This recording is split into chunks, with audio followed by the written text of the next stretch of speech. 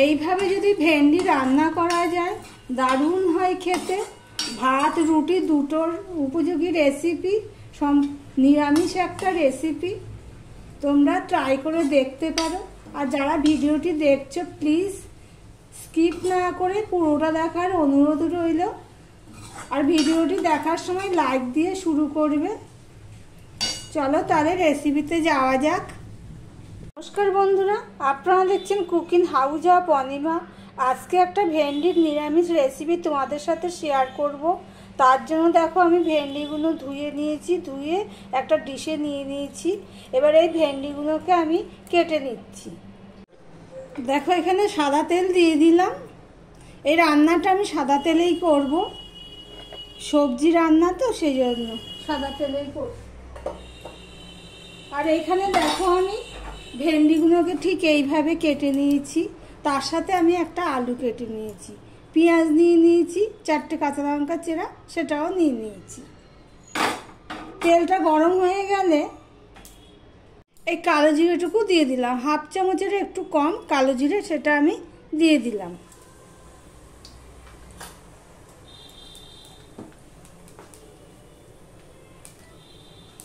এখানে যে পেঁয়াজ কেটে রেখেছি, কালো জিরাটা গন্ধ বেরিয়ে গেলে আমি এই পেঁয়াজটা দিয়ে দিলাম। কোনোদিন গন্ধ বেরিয়ে গেল আর কি। কাঁচা লঙ্কা একটা উঠে গেছে, দিয়ে দিলাম।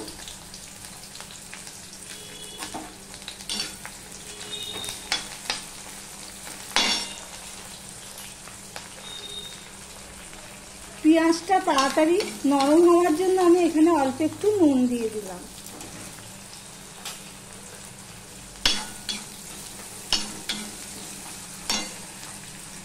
আমি 4টে কাঁচা লঙ্কা আমি চিড়ে রেখেছিলাম, একটা তো পেঁয়াজের সাথে পড়ে গেছে, আর 3টে আমি দিয়ে দিলাম।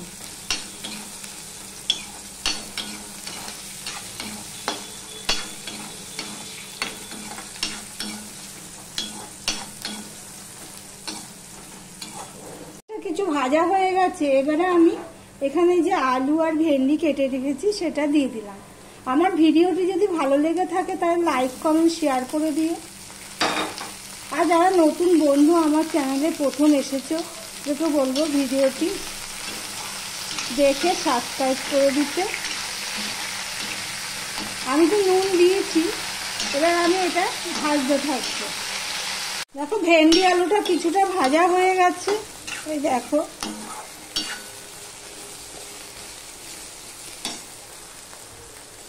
এর মধ্যে এবার আমি একটু মশলা অ্যাড করব। এই রেসিপিটি ভাত রুটি দুটোর সাথে খাওয়ার উপযোগী রেসিপি। এই দেখো এখানে 1/2 চামচ ধনের গুঁড়ো দিয়ে দিলাম, 1/2 চামচ জিরের গুঁড়ো দিয়ে দিলাম, আর এই 1/2 চামচ হলুদ দিয়ে দিলাম, আর সামান্য একটুখানি লঙ্কার গুঁড়ো দিলাম।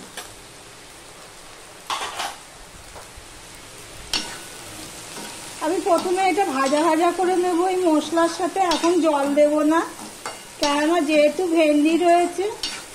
তোমরা চাইলে আগে ভেন্ডিটা ভেজে রাখতে পারতে, আমি তাড়াতাড়ির জন্য একসাথে দিয়েই ভেজে নিচ্ছি। বাইরে খুব বৃষ্টি হচ্ছে, তাই জানলাটা বন্ধ করে দিচ্ছি, ছাট এসছে। এবার এখানে আমি একটু টমেটো দিয়ে দিলাম, আর 1/2 চামচেরও কম আদা দিয়ে দিলাম। আমি সামান্য একটু জল দিয়ে দেব। আমার ভেন্ডি আলুটা প্রায় ভাজা হয়ে গেছে।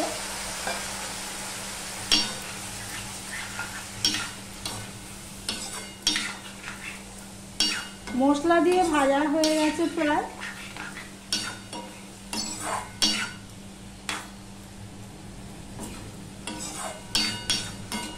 আমি এবার একটু ঢাকা দিয়ে দিচ্ছি। দেখো আমি ঢাকা দিয়ে দিয়েছিলাম।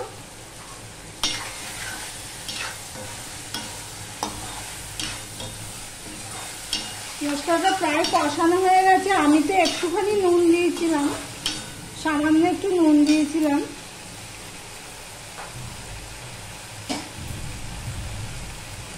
আমি আর একটুখানি নুন দিয়ে দিলাম।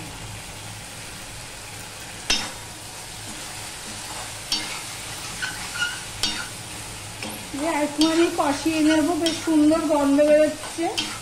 এই রেসিপিটা শুকনো শুকনো হবে। আলুটাও সিদ্ধ হয়ে গেছে।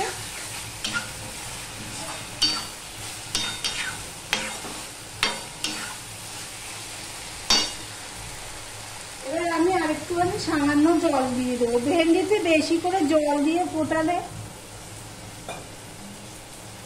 নালসে নালসে ভাব লাগে। তাছাড়া আমার তো সব সিদ্ধই হয়ে গেছে। আমি লো টু মিডিয়ামে দিয়ে এটা ফুটিয়ে নেব ঢাকা দিয়ে। ঢাকা দিয়ে আমি রেখে দিয়েছিলাম। দেখো, এর মধ্যে আমি এবারে একটুখানি চিনি দিয়ে দিলাম। নিরামিষ রেসিপি জানেন, একটু তো মিষ্টি লাগেই। সম্পূর্ণটা মিশিয়ে নিলাম। নিয়ে আমি 30 সেকেন্ডের মতো, মানে হাফ মিনিট আমি এটা ফুটতে দেবো। এখানে ভেন্ডি আলু সবই সিদ্ধ হয়ে গেছে। তো ভিডিওটি যদি ভালো লেগে থাকে লাইক কমেন্ট শেয়ার করে দিও। আর যারা নতুন বন্ধু আমার ভিডিও দেখছো তাদেরকে বলবো আমার চ্যানেলটি সাবস্ক্রাইব করে পাশে থেকো। তাদের ঢাকা দিয়ে আমি গ্যাসটা অফ করে দিলাম। ভিডিওটা এখানেই শেষ করলাম।